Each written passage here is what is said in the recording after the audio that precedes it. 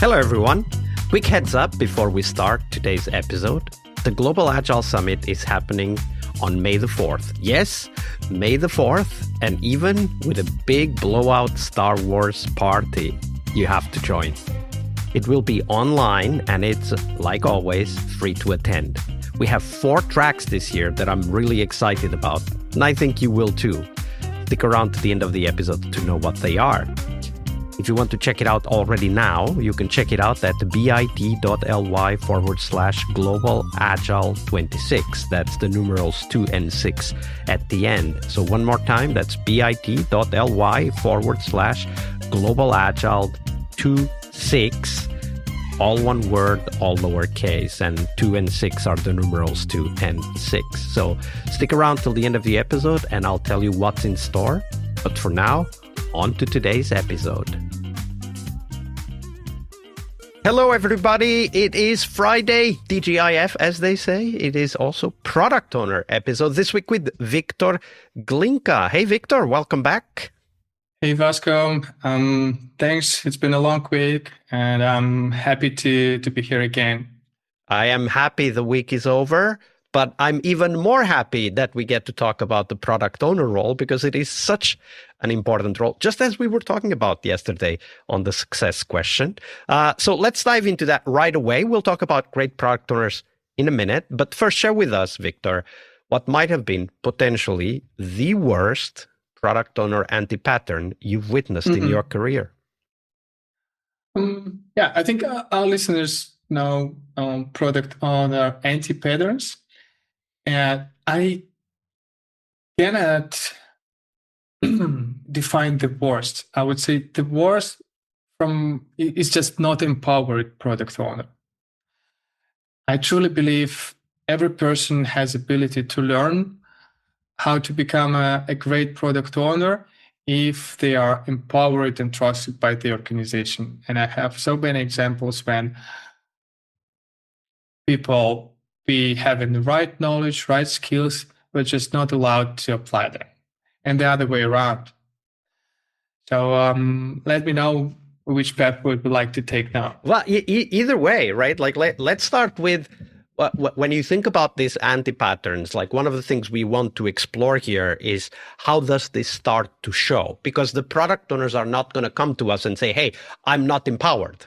Right? Like it's going to show through behaviors, attitudes, decisions, etc. So in your experience, if we're a Scrum Master that is just new to an organization and a team, how would we know if our product owner is indeed empowered or not? First of all, the goal of the product owner, the main purpose is to maximize return on investments. And if you see if your product owner doesn't care about that or doesn't think about that, that's a first red flag. Second, if the product owner is not empowered, you will sense pressure coming from him because someone also pushes him. So you will hear words like deadlines, commitments, but not about return on investments and outcomes. So that already should be enough for you to understand what's going wrong and to show your own curiosity to find a way. And of course, the next question is, okay, but how do we work with these product owners? What have you learned about working with product owners that are not, for whatever reason, feeling empowered? Well, I learned that at first they should accept the rules of the game, but also invite product owners and help them to step out of their limitations, organizational limitations. So in one of the examples, one of the product owners I worked with, so he was struggling to give the direction to the team because he worked with stakeholders that just wanted him to deliver their features. And it was a healthy situation for everyone, for the team, for him. You mean unhealthy situation? Unhealthy situation, yes. So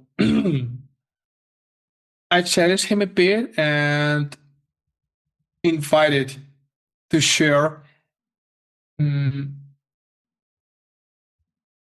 share his own thoughts, his own vision about the product. And he was afraid to communicate that to the team because he thought he was not allowed to. He was afraid to talk to stakeholders because he thought, oh, he's just So basically, this product, it was a he, I hear. yeah. So he was basically telling himself, I'm not allowed all the Yes, he was a time. middleman. Yes, he was a middleman. But at the same time, inside him, there was a sparkle, a passion about the product. And I just help him to uncover that through using just a simple tool. I said, hey, just lay down on the paper. Here's product vision canvas. Let's do it together. So just take those thoughts out of your head. That was the first step. And second, when his thoughts, when his vision was written, he started to thinking about the next step. What if I just show them to the stakeholders? What if I tell them there is a better way than just delivering their features? What if I show them that there could be more value? So that's the way how you can help product owners to grow. Yeah, and the product vision canvas is such an easy tool that if we feel that there's that spark, it's an easy way to get started at uncovering and expressing that spark. Yeah, I mean this fear of not being allowed, it's an illusion. In fact, you can do more. You can always do more. Just try. Absolutely. No one will fire you just for a suggestion of a certain improvement. And talking about trying, there are some people out there that are exactly what we look for, amazing product owners. So Viktor, share with us the best product owner you've ever worked with. How did they work?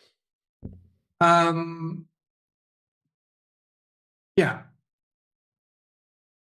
So first of all, they are very curious. So they always try to find a way how to do things differently, how to simplify them. They ask questions like, what if, how can we do it differently? So it's more like a personal trait. But if you see that product owner, you see that they have certain skills, like they can negotiate, they are good negotiators with teams because they have to delegate a lot, especially if they work in a scale setup. Their work shifts from clarification to prioritization, and they also have to negotiate with the stakeholders because plans are constantly changing, and you have to explain well why you took this decision instead of that decision. They also have very good visualization skills. One of the example I can give you, product owner during negotiations with the stakeholders provided a work composition chart. It told them, you see, more than 50% of our work is technical debt. So that's the reason why we cannot deliver your features. So if you want us to bring you useful outcomes, first we need to finish that part. That means that they are also great systems thinkers. So they understand dynamics, root causes, and they do not optimize locally. Yeah, what else? Help me out. I think these are key qualities. Perhaps you can add something on from your side. Yeah, I agree with everything that you said. I really like that because you talked about many things that lead to the end point, which is tools that the product owners own and are fluent in that help them with negotiation? Because for me, that's one of the key difficulties of the PO job, is that you are in constant negotiation, right? Like your negotiation with the stakeholders, with the teams, with the customers, if you get exposed to the customers, and ultimately with yourself, because you have to make decisions all the time regarding where to go with the product. And the visualization and communication skills are like absolutely must for product owners. And I really like how you talked about the visualization as in the context of data, right? Because very often the product owner might think that they don't need to really understand how the team works or how they manage their work. They just need to have the backlog up to date, which is a fair assumption, but obviously not really the whole truth. But when you understand how the team works, you can bring data to the negotiation of where to focus, right? And you can get that data to inform your own decisions, right? Like we're spending too much time on maintenance. Hey, why is this happening? I'll talk to the teams. I'll work with the Scrum Masters. So that ability to use data and communication skills for the negotiation aspect, which is the key aspect of the product owner job, I think is very important. Yeah. I would add on top of that data stands for rational aspects of negotiation, but emotional aspects are important as well. So I'm talking about sharing your passion with development teams, telling them your personal reasons why you want to build that, why you want to improve that. So showing your own vulnerability and I would say infecting everyone with these positive vibes you first feel yourself. Something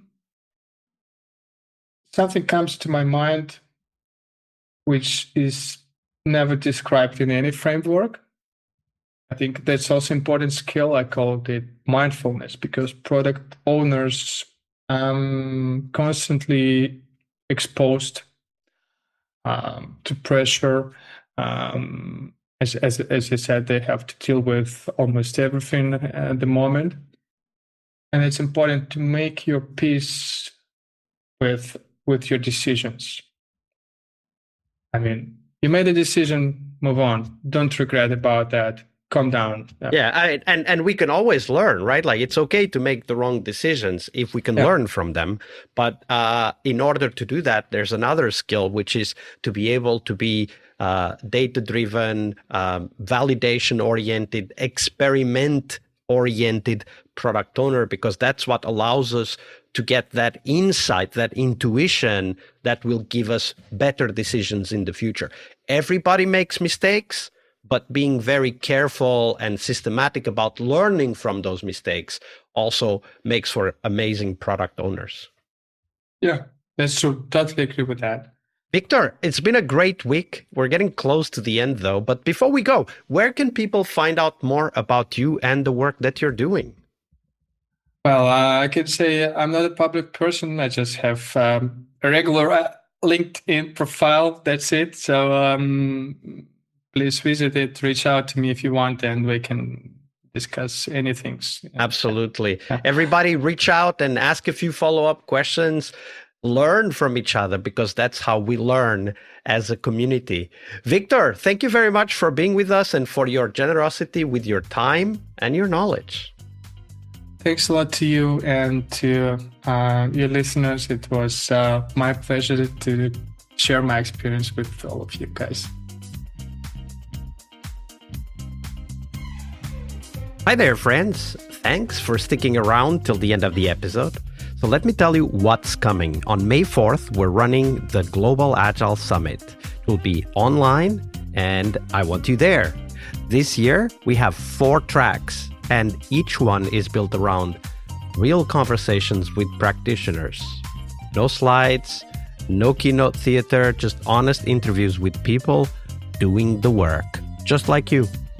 The first track is AI in Organizations, where practitioners show what actually works. No hype, just AI that makes your Monday better.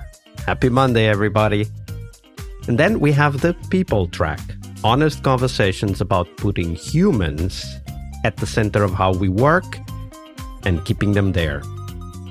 And third is agile in construction. And yes, I really mean brick and mortar construction.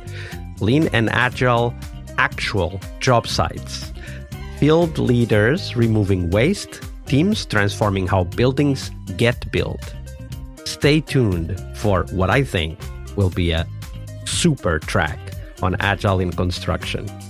And the fourth track is agile in gaming, how game studios ship without burning out. Agile inside the creative pressure cooker. Over the years, we've had more than 12,000 participants since 2017, the time of the first summit organized with the podcast. And this year, we're making it easier than ever to join. You can register for free and get access to the summit sessions live during the event week. That's May 4th to May 6th. Or you can grab the practitioner pass and get immediate access to last year's keynotes from Jürgen Appelo, Gojko Adzic, and Mirete Kangas. Right now, even before the summit starts. So grab your practitioner pass and start learning today. Head on over to bit.ly/Global Agile 26. That's 26, the numerals 2 and 6. Sign up and I'll see you on May the 4th. And one more time, here we go, bit.ly/Global Agile 26. All lowercase, all one word, and 26, that's the numeral 2 and the numeral 6. I'll see you on the conference floor.